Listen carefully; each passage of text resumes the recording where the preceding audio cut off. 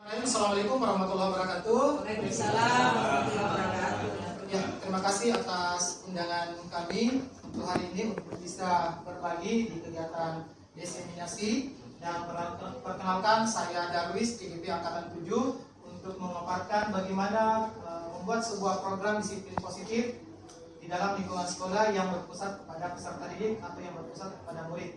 Nah, disiplin positif yang berpusat pada murid ini pertama kali dikembangkan oleh Dean Kosen dengan pendekatan yang disebut dengan pendekatan restitusi. Nah, pendekatan restitusi di sini menggunakan 5 posisi kontrol. Jadi, posisi kontrol di sini ada 5 sebentar yang bisa kita bahas satu persatu untuk melihat seperti apa posisi kita selama ini menjadi seorang guru. Nah, 5 posisi kontrol. Yang pertama adalah guru bisa berlaku sebagai penghukum. Kemudian yang kedua, guru bisa berlaku sebuah pembuat merasa bersalah. Jadi siswa selalu berada pada posisi bersalah. Kemudian yang ketiga, siswa bisa ditempatkan sebagai teman. Kemudian yang keempat, siswa ditempatkan sebagai pemantau. Dan yang terakhir, bagaimana kita memposisikan diri kita seorang guru menjadi seorang manajer. Nah, kita akan bahas satu persatu kira-kira seperti apa posisi kontrol sebagai penghukum. Ya. Jadi, kalau seorang guru yang menjadi seorang penghukum, maka bisa menggunakan hukuman fisik, itu bisa. Kemudian bisa menggunakan bentuk hukuman verbal atau dalam bentuk kata-kata. Nah, kalau dalam bentuk kata-kata, seringkali kita biasanya mengungkapkan seperti ini. Bahasa-bahasa yang sering kita ungkapkan seorang guru seperti ini ke siswa kita. Yang pertama, patuhi aturan saya atau awas. Ya, kan sering seperti itu Bapak Ibu. Kalau misalkan ketika ada siswa kita yang merasa bersalah, maka selalu kita atau sering kita mengungkapkan bahasa-bahasa seperti ini. Patuhi aturan saya. Awas, kalau aturan ini tidak diindahkan, tidak diikuti, maka akan seperti ini akibatnya. Kemudian yang kedua, kamu selalu saja salah. Ya. Jadi selalu dikaitkan seperti itu. Siswa seringkali disebut kamu selalu salah. Kemudian bahasa-bahasa berikutnya yang sering juga, selalu pasti, selalu yang terakhir selesai. Ya, misalkan seperti ini. Ketika misalkan diberikan tugas ya oleh kita seorang guru, ada siswa kita yang terlambat mengumpulkan tugas atau pekerjaan. Nah, biasanya bahasa-bahasa seperti itu. Kamu lagi yang terlambat mengumpulkan tugas. Ya. Nah, itu maka kita berada pada posisi kontrol penghukum. Ya. Kemudian yang kedua adalah pembuat merasa bersalah. Nah, pembuat merasa bersalah. Jadi pada posisi ini biasanya guru akan bersuara lebih lembut dari yang sebelumnya tadi seorang penghukum. Pembuat merasa bersalah akan menggunakan keheningan yang membuat orang lain merasa tidak nyaman, bersalah atau rendah diri. Kata-kata yang biasa diungkapkan seperti ini. Ya. Ibu sangat kecewa sekali dengan kamu. Ya.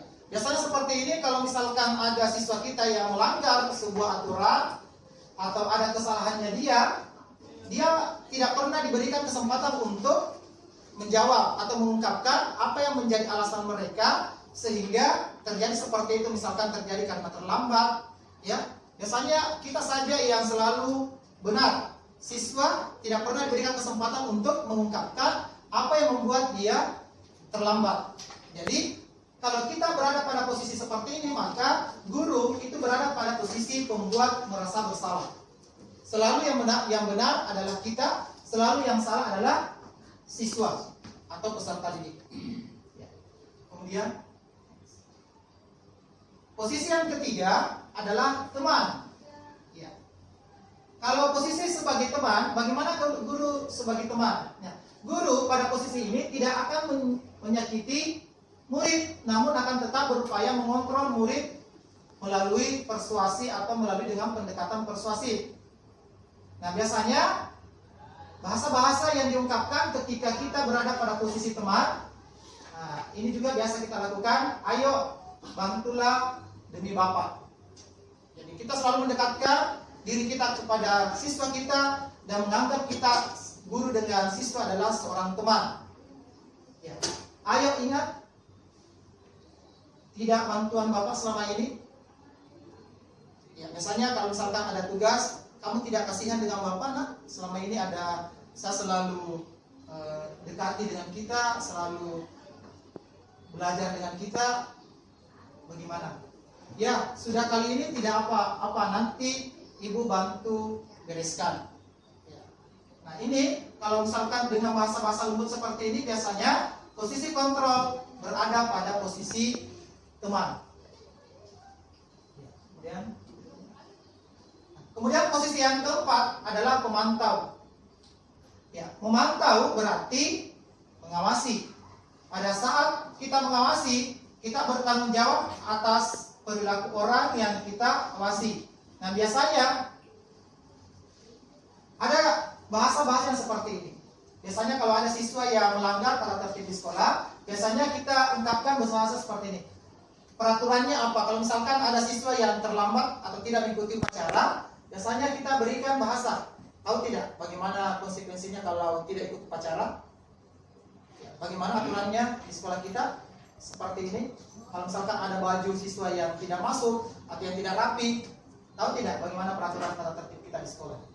Nah, itu artinya kita hanya memantau atau mengawasi peserta didik terkait dengan tata tertib atau peraturan yang diberlakukan dalam lingkup sekolah.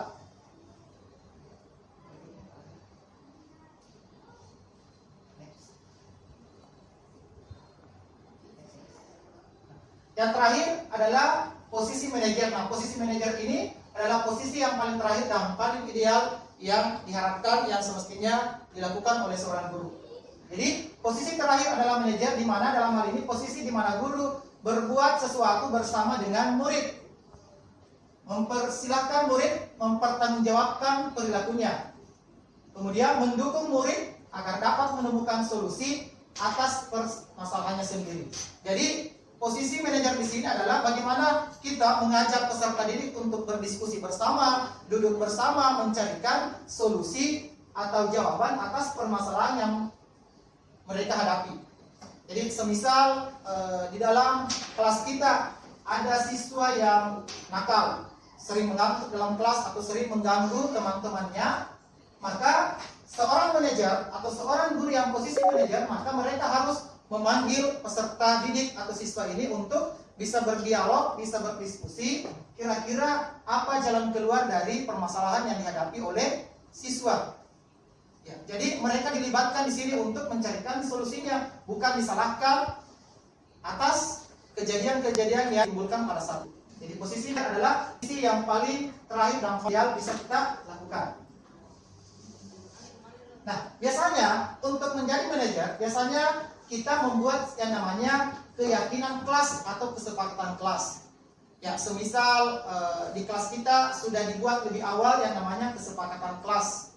Jadi selalu diingatkan ke siswa kita apa yang menjadi kesepakatan kelas atau apa yang menjadi keyakinan kelas yang sudah kita sepakati bersama untuk bisa diterapkan di dalam kelas itu. Yang tadinya mengantuk bisa lebih aktif di dalam mengikuti proses pembelajaran. Kenapa? Karena keyakinan kelas ataupun kesepakatan kelas yang dibuat sebelumnya tadi adalah kesepakatan kita semuanya, bukan aturan, bukan semacam tata tertib, tetapi memang keyakinan yang dibuat bersama, sehingga mereka memiliki tanggung jawab bersama. Nah, seperti ini untuk 5 posisi kontrol. Nah, 5 posisi kontrol ini adalah bukan pilihan, tetapi bagaimana kita memposisikan diri kita untuk bisa lebih baik mengontrol diri sendiri dan mengontrol murid kita. Nah, saya yakin untuk 5 posisi kontrol ini Bapak Ibu pernah melakukan. Ya, baik itu berada pada posisi penghukum, baik itu berada pada posisi pembuat merasa bersalah, posisi teman, pemantau, dan manajer. Namun harapan kita di dalam kurikulum Merdeka atau di bahasa sekarang yang lebih keren adalah profil pelajar Pancasila, bagaimana kita bisa berada pada posisi kontrol manajer. Ya, karena 4 posisi kontrol ini itu adalah biasanya dilakukan karena keterpaksaan. Ya, bukan karena kesadaran diri sendiri karena dorongan dari luar. Tetapi kalau manajer, ini memang betul-betul dilaksanakan karena motivasi dari diri sendiri. Saya kira untuk diseminasi kita untuk hari ini cukup sekian. Saya ucapkan terima kasih. Assalamualaikum warahmatullahi wabarakatuh. Waalaikumsalam warahmatullahi wabarakatuh. Assalamualaikum warahmatullahi wabarakatuh.